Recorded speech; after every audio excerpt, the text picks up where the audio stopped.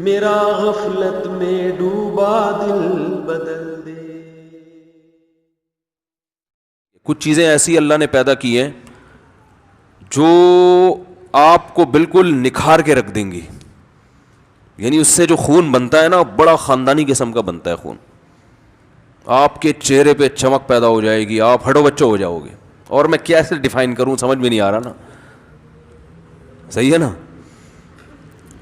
وہ ہے زیتون, انجیر اور شہد, دودھ, کھجور. سمجھ رہے ہو؟ نہیں سمجھ رہے. دودھ وہ نہیں جو بھینس سے نکالا, انجیکشن لگا ہوا, پھر اس نے گوالے نے اپنا دودھ بھی ملایا اس میں, یعنی جو اس کے پاس پاؤڈر واڈر اویلیبل تھا, پھر اس کو آپ نے بوائل کیا, پھر فریج میں رکھ دیا. 3 دن بعد اس کی جو اجزائے ترکیبی ہے نا, یعنی اس کا فارمولا ہی چینج کر دیا. ٹھیک ہے. دودھ کا ایک ڈاکٹروں کی نظر میں فارمولا ہوتا ہے. دودھ جب فریز ہوتا ہے نا تو باندی پن پیدا ہو جاتا ہے اس میں. تو دودھ کے صحیح فائدے اٹھانے ہیں نا, بالکل ہٹو بچوں قسم کا دودھ پینا ہے, تو ادھر جانور کے تھن سے دودھ نکالا اور فوراً پی گئے. یہ والا دودھ آپ چند دن پی کے دیکھیں, اپنی صحت دیکھنا, اپنا پیٹ کا سسٹم دیکھنا, آپ ایسیڈیٹی ختم اور زبردست ہٹو بچوں کام ہو جائے گا آپ کا.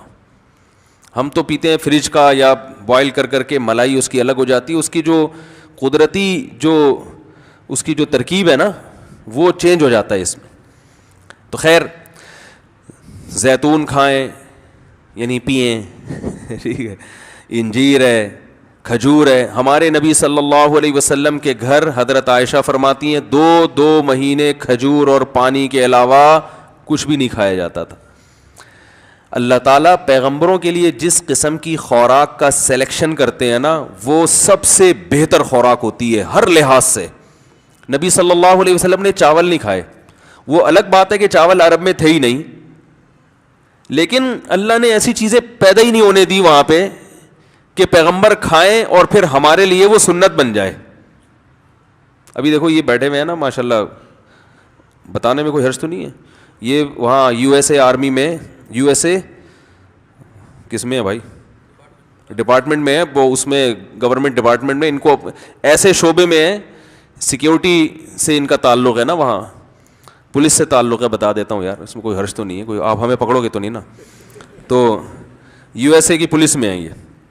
تو ان لوگوں کی ٹریننگ بہت ٹف قسم کی ٹریننگ ہوتی ہے. جب یہ پچھلے سال مجھ سے ملنے آئے تھے ماشاءاللہ, کافی اچھے موٹے تازے تھے یہ.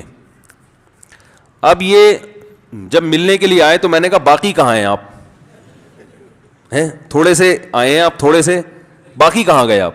ایسے سلم اسمارٹ ہو گئے یہ. اور ماشاءاللہ انہوں نے طلاق یافتہ خاتون سے شادی بھی کی ہے جس کے بچے بھی ہیں, اور یہ ابھی اپنی ستیلی بیٹی کو لے کے بیٹھے ہیں بیان سننے. تو یہ بھی ایک خوشی کی بات ہے. کیا خیال ہے؟ تو ابھی نماز سے پہلے میں نے ان سے پوچھا, یار آپ ماشاءاللہ بالکل ہی فٹ فاٹ ہو گئے, تو آپ لوگوں کو وہاں جب ٹریننگ کے دوران کچھ خوراک پر بھی ظاہر ہے سمجھایا جاتا ہوگا کہ ہم تمہیں بھگا رہے ہیں, ایسا نہ ہو کچھ ایسی چیزیں کھا لو گے یہ بھاگنا سارا ضائع ہو جائے. تو کچھ خوراک میں بھی وہ گائیڈ کرتے ہیں. انہوں نے کہا بھائی چاول کھانے کی اجازت, بولو بھائی نہیں. تو چاول کھائیں آپ, میں منع نہیں کر رہا, ہم بھی کھاتے ہیں, لیکن ظاہر ہے چاول کیا ہے, اس میں نشاستہ زیادہ ہے, اس میں شکر زیادہ ہے, تو توند بھی نکلتی ہے, پھولتا بھی ہے آدمی. تو ہمارے نبی صلی اللہ علیہ وسلم نے ایسی غذائیں استعمال کی ہیں کہ ان کو کھا کے موٹاپا نہیں آتا. وہ الگ بات ہے, وہ عرب میں تھی وہی, لیکن اللہ ایسی چیز پیدا ہی نہیں کرتا پیغمبروں کے لیے نا کہ وہ کھائیں اور ہمارے لیے وہ ایک نمونہ بن جائے. اگر نبی صلی اللہ علیہ وسلم کے پاس چاول ہوتے اور آپ کھا رہے ہوتے تو ہم کہتے ہفتے میں 6 دفعہ چاول کھانا سنت ہے. تو اللہ نے کھانے نہیں دی ایسی چیزیں.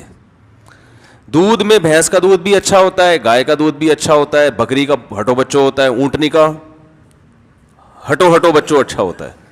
ہمارے نبی نے سب سے زیادہ اونٹنی کا اور بکری کا دودھ پیا ہے. آپ ریسرچ کر کے دیکھ لو, اس میں فیٹ کم ہوتا ہے, موٹاپا نہیں آتا. موٹاپا پیدا کرنے والی چیزیں ہمارے پیغمبر نے اور صحابہ نے کھائی نہیں ہیں. اونٹنی کا دودھ اور بکری کا دودھ, یہ چیزیں یہ موٹاپا نہیں پیدا, اس میں فیٹ نہیں ہوتا اونٹنی کے دودھ میں, اور جگر کے لیے بہت اچھا ہوتا ہے. پھر جو کھائیے, گندم بہت کم کھائیے.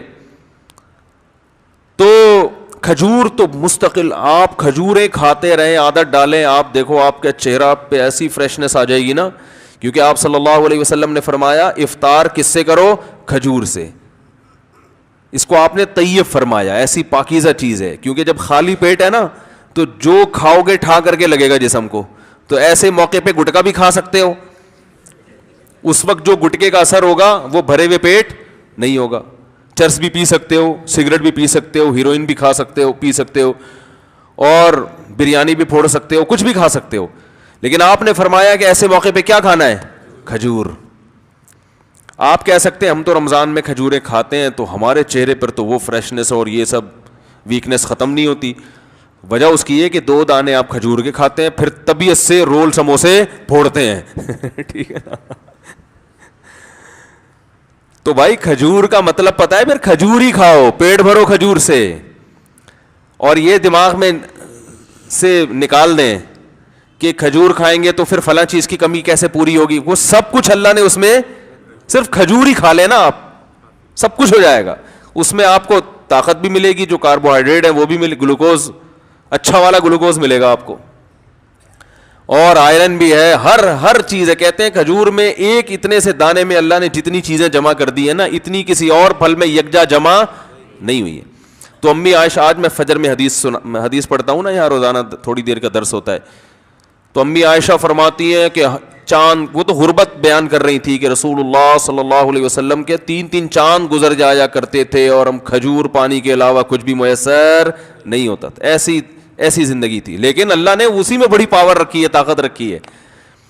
تو چیزیں کھائیں, وہ بھی کھاتے ہیں, چھوڑ کون سکتا ہے, لیکن زیادہ آہستہ آہستہ جو فوکس کریں نا ان چیزوں کو. انجیر ہے, عرب لوگ کھاتے ہیں. میں شام کو, آپ کو پتا ہے ہم ترکی گئے تو وہاں شامی مہاجرین بہت تھے, تو ہم جب شام کے لوگوں کو دیکھتے تھے ان کے چہرے میں الگ ہی رونق, چہرے میں الگ ہی نور. تو ہم اپنے دوستوں سے پوچھا یار یہ اتنے خوبصورت لوگ کیوں ہیں.